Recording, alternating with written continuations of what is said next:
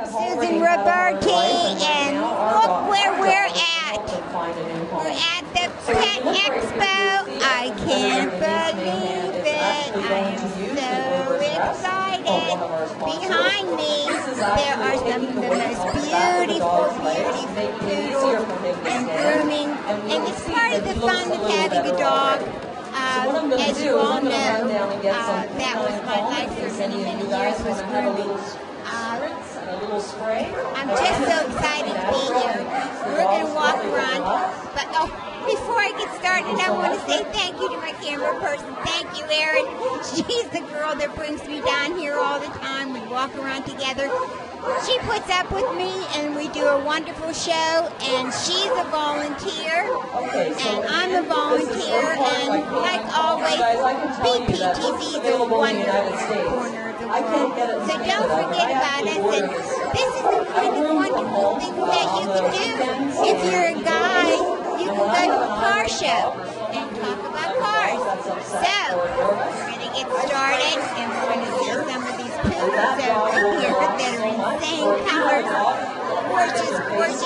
Then we're going to walk around and see if we can find the bird guy and different kind of foods, and I'm just so excited. So welcome to the expo.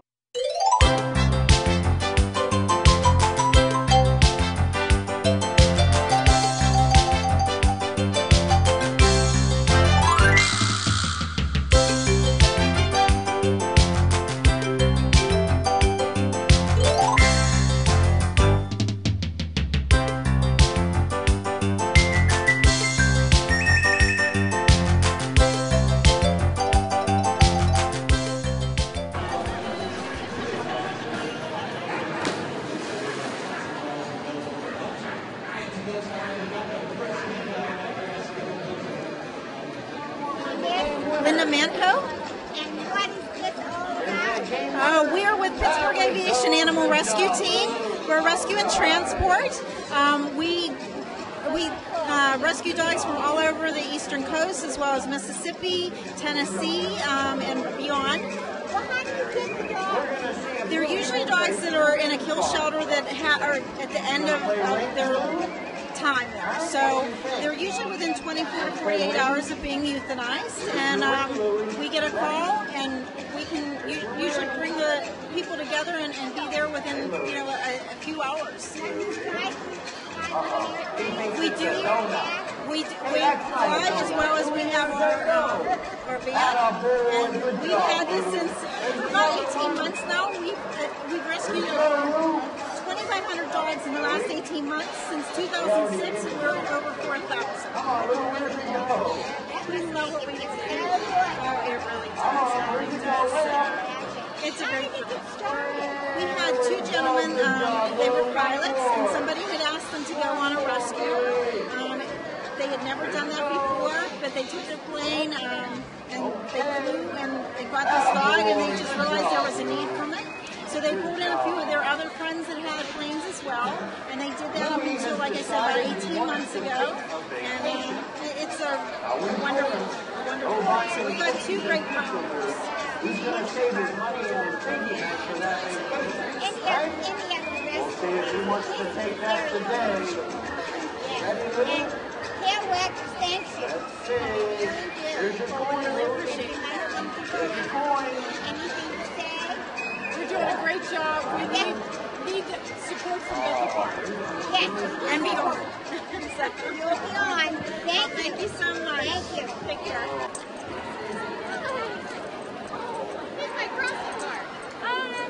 Hi.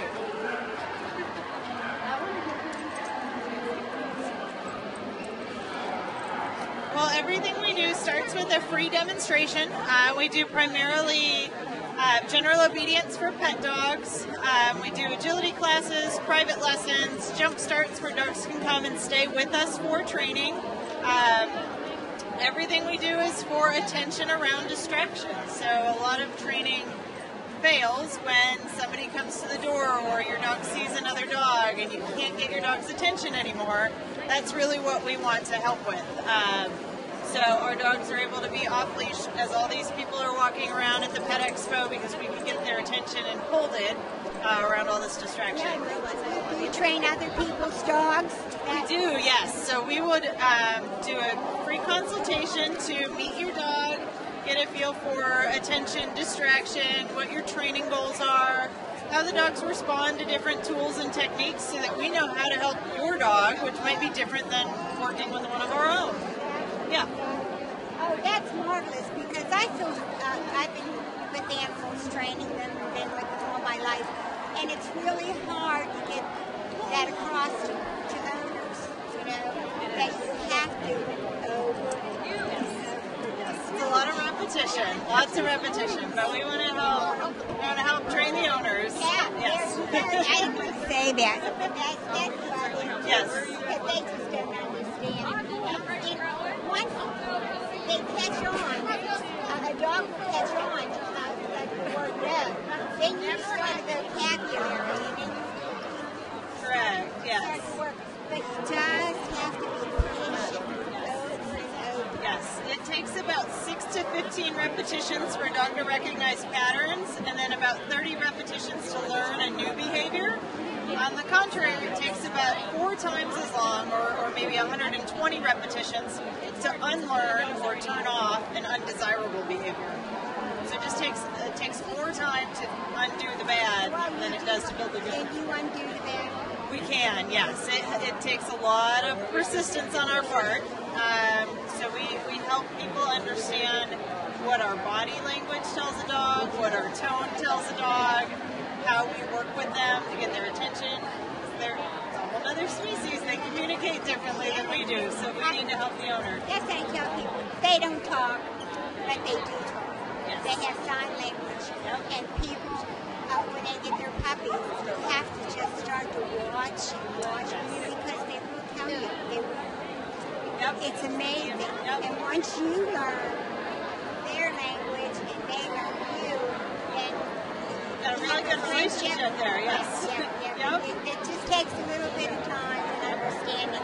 And I think a lot of times it's missed because if you're a young parent and you have kids and the little dog does something and you're busy here, it's just missed. Yes.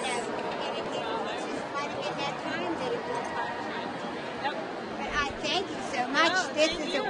This is a wonderful, wonderful idea. Thank you so much. Yeah, I bet you get lots of thank you cards. We do. We've got testimonials from clients. They're on our website and our Facebook page, so we'd be happy to help anybody. Who's that? Say hi to everybody.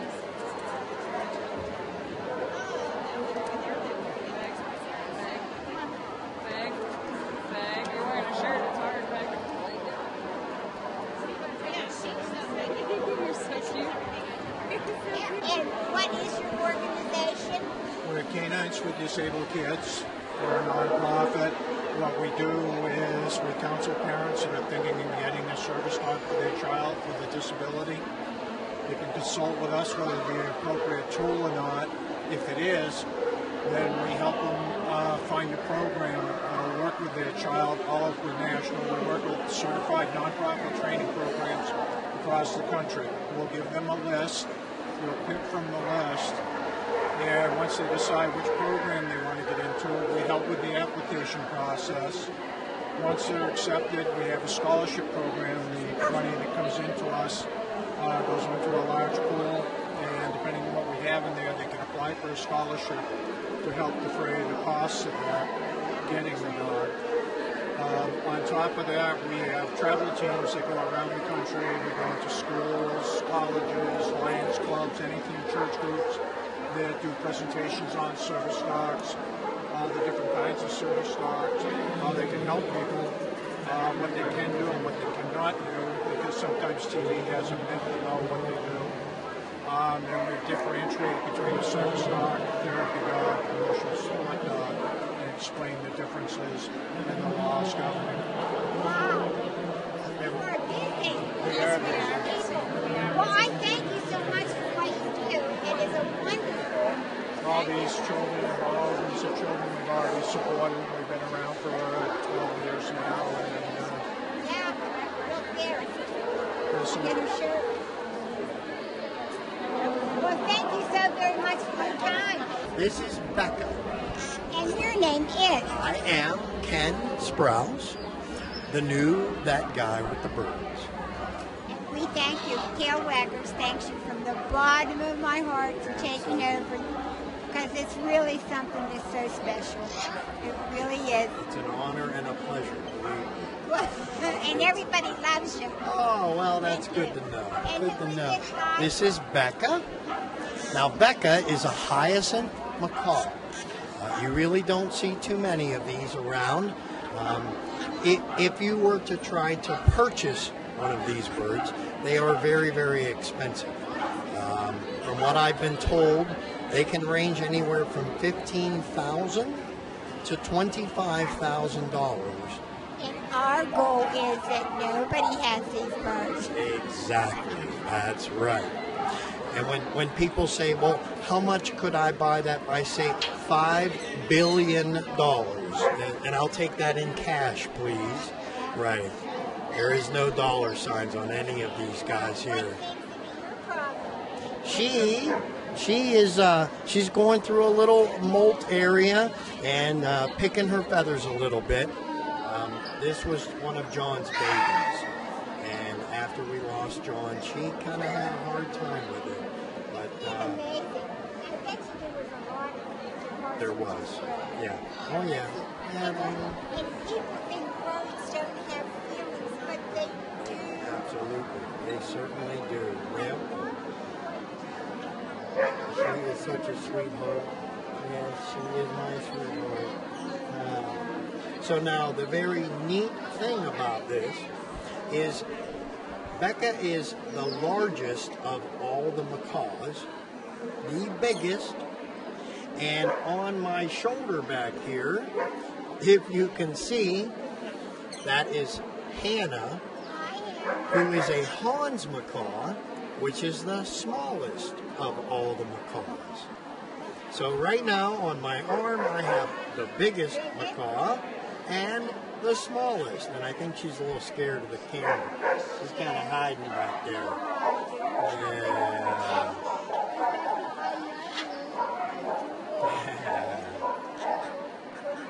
Now, are all the birds doing pretty good? They I heard are. Poppy went to heaven. Poppy went to be with John. Yeah, we certainly do miss her, but yeah, it was she. But we do believe in heaven. That's right, absolutely. And he's up there just having her spin circles around the perch the way she used to do all the time. Absolutely, yeah. Yeah, she is a real sweetheart. They call these birds the gentle giants. It's almost like a Saint Bernard, you know, how they're just so big and massive, but I mean, they think they're lap dogs. And they make a big noise. Oh yes, absolutely. But she is a real sweetheart. But it's a real honor to be able to have her at the Pet Expo. Like I said, the largest and the smallest, because like I said, you don't see the hyacinth very often, unfortunately, because of their claws. That's Django, yeah, he's trouble, right? Yeah. We call him our car alarm. So when Django goes off, we know we better go check our car.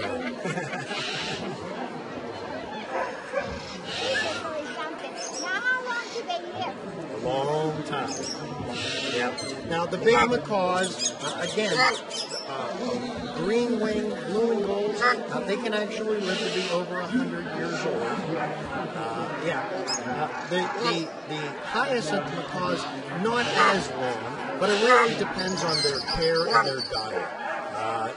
They can live anywhere from 50 to 70 years. Again, but with the right care and diet.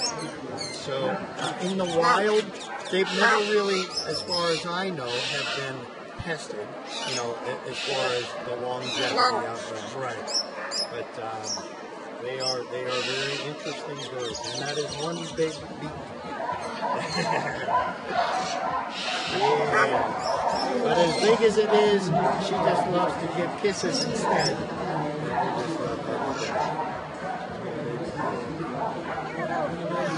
is, isn't she? That's how to get it. Hannah's back there making all kinds of noise. Now, when we brought Hannah home, we were told that Hannah was a boy. So his name was Hans. We called him Han Solo. Find out. About 3 weeks after he came to live with us, Sue and I came home, and we looked, and in the bottom of the cage, sure enough, there were 3 hens. So Hans all of a sudden became Hannah. Just seemed to be a natural I had choice. one of the Yeah. and we had no idea what it was. I was human dogs and I worked at the vet. And I felt so bad for him and wanted him. And we had no idea what it was. But one day, my son was about 7, and he said, I don't think Tucky feels for me. I don't think Tucky feels for me. So I thought, oh, here we go. Right. This guy. And it was about 4 days later, and I was in hot on work.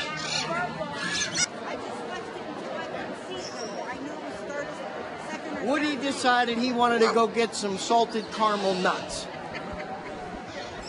But you missed, buddy. What kind of bird is this? Woody is a yellow-collared macaw.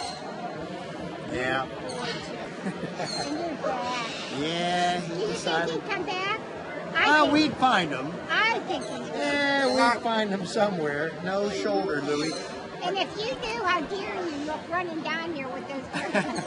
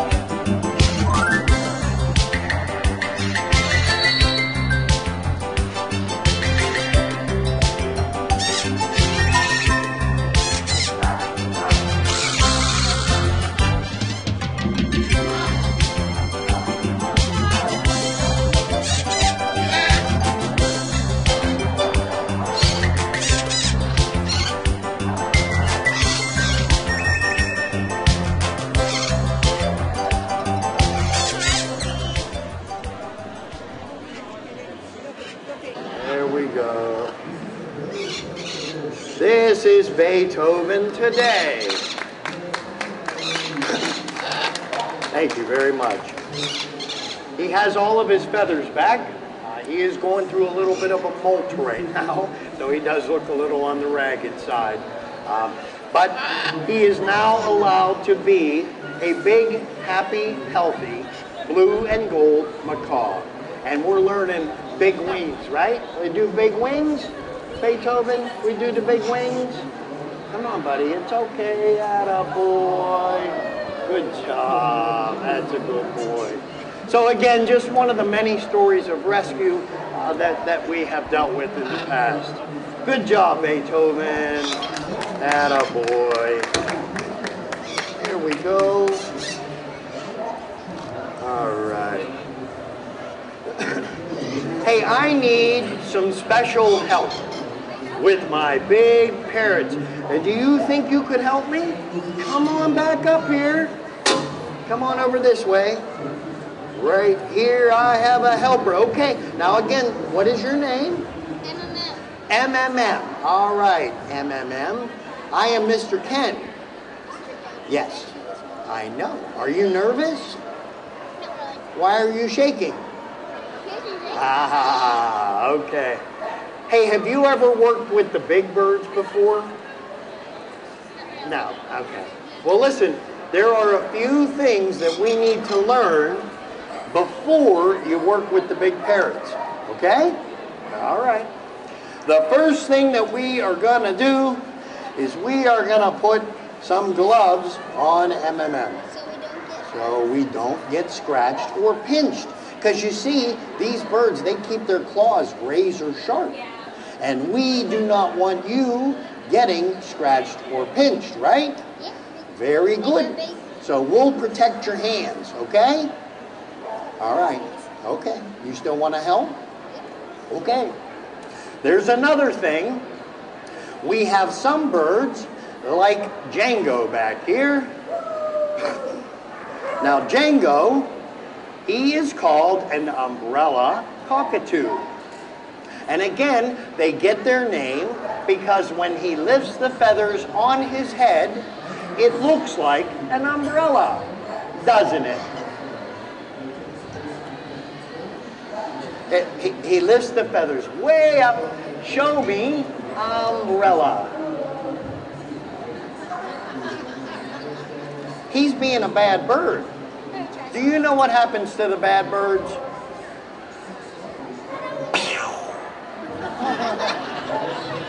He's a very good bird with a beautiful umbrella. Very good. Now, birds like Django, they have on them a powder. And that powder, it keeps them dry in the wild. But if you have this bird in your house, that powder, it gets all over the air, all over the furniture, and it can make you cough and sneeze. Well, we certainly don't want any coughing or sneezing, now do we? There is something we can do. We are gonna make MM look like the doctor. We'll give her a dust mask. You see, now she won't breathe in the powder. Make sense? Yeah. You still want to help? Okay. There's another thing. Birds by nature, they are territorial. You know what that means? That means that if you try to go into their space, they're going to start screaming very loud. Hey, you get out of my space. They might even try to reach out and bite. Well, we do not want any screaming or biting, do we? There is something we can do. We are going to make M&M look like a bird. Give her some feathers. Very good. You see? Now you're in good shape. Alrighty. Now you could go ahead and you could maybe hang on. I think we're missing something else. Hold on, let me see. Now we're good. All right. You see? Now you could walk right back there and you could say, have a no, I think we need one more thing. One more thing. Let me see. Whoop. There we go. Does she look like a big bird now? Okay. See, now the other birds would say, hey, look, another bird. Come to visit and play with us. All right? Okay, now you can help. All right, I need you to hold this. This is our brush, okay? Now back here, I have the pan. Now, the help I need today, outside in my trailer, I have 10 messy, poopy bird cages need cleaned. What? You still want to help? Oh, I'm taking you home. That's such a good girl. Nah, we're just teasing with you. But what we do like everybody to know, especially here at the Pet Expos, no matter what our pets are, they count on us and they depend on us every single day for fresh food and water. That is very special help. You wait right here. I have somebody I want you to meet. Okay? Alrighty. I would like everyone to say hello to Alvy. Now you see, we don't like to be like other bird shows where you might see them flying off in the distance or even behind bars and cages. We like to give everyone a nice, close look. Is that close enough for you? If she was any closer, she'd be behind you. You wait right here, okay? Albie is called the green-winged macaw. Again, they get their name from a characteristic of the green on their feathers. The green blends into a variety of aquas and blues. These birds come from the South American rainforest, and their homes are being depleted every single day.